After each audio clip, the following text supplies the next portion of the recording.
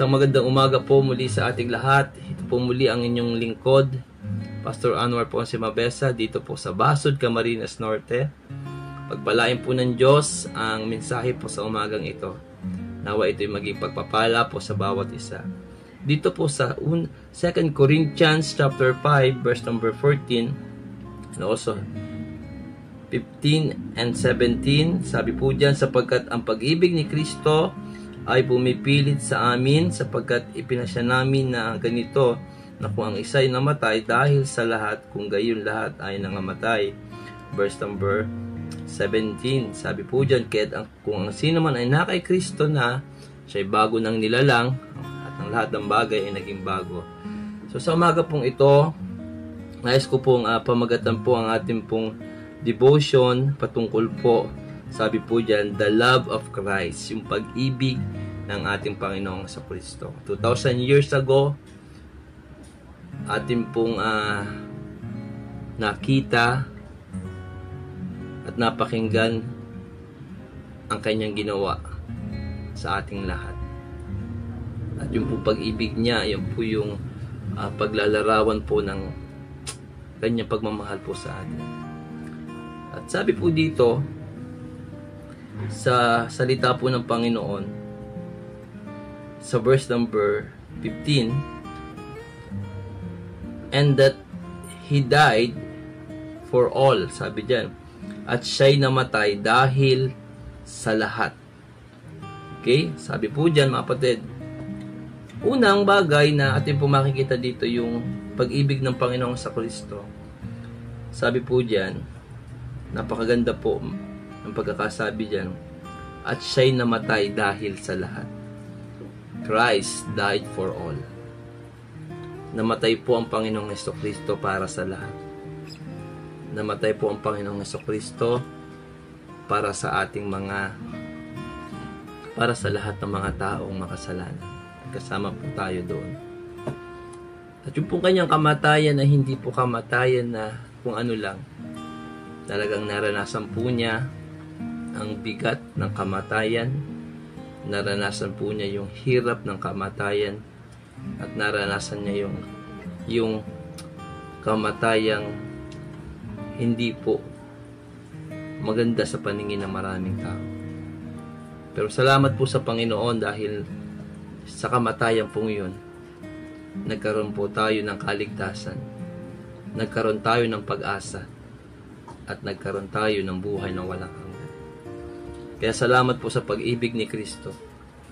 Binigay niya ang kanyang sarili. Siya'y namatay para po sa lahat.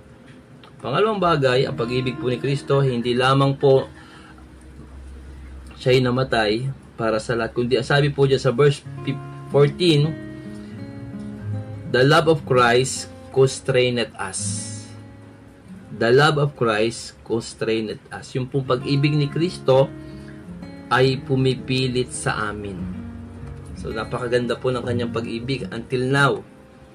Na yung kanyang pag-ibig, yun po ang kanyang ginagamit na instrumento para ang mga tao ay makita niya ang kanyang sarili.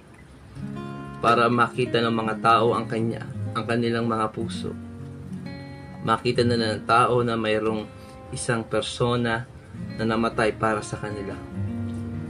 At sa panahon na tayo nanghihinat ng lalamig, yun pa rin ang kanyang ginagamit, yung pagmamahal ni Kristo, ang siyang pumipilit sa atin. Bakit po kaya ganon? Sapagkat ano po ba tayo sa harapan ng Diyos? Tayo po ay merong tinatawag na unique, special relationship with God. Hindi po lang basta relasyon, kundi yung relasyon na meron ka at meron ako ay napaka-special po pagdating po sa Panginoon. Kaya ganun na lamang yung kanyang pag-ibig na patuloy na pumipilit sa atin sa panahon na nanghihina ka, sa panahon na lalamig tayo, sa panahon na tayo po ay nadidiscourage. Ang kanyang pag-ibig ang patuloy na pumipilit para tayo lumakas, para tayo magpatuloy, at para tayo ay maglingkod sa Panginoon. So hindi lang po yun, ang panghuli po, not only the love of Christ constrained us, but and the last, if Sabi po sa verse number 17, therefore, if any man be in Christ, wow, he is a new creature. All things are passed away.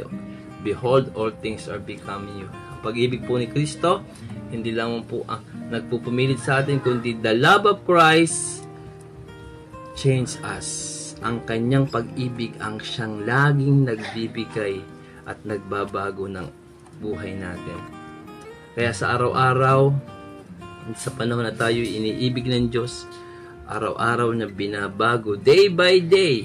Sa araw-araw binabago niya ang puso mo, araw-araw binabago niya ang buhay mo, araw-araw binabago niya ang sarili mo, araw-araw binabago niya ang pagkatao natin.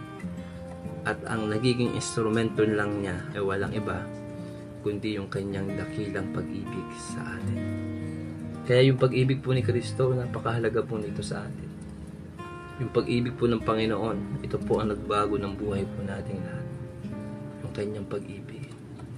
Kaya, babalikan po lagi natin yung Panginoon, yung kanyang ginawa, yung kanyang pag-ibig sa atin.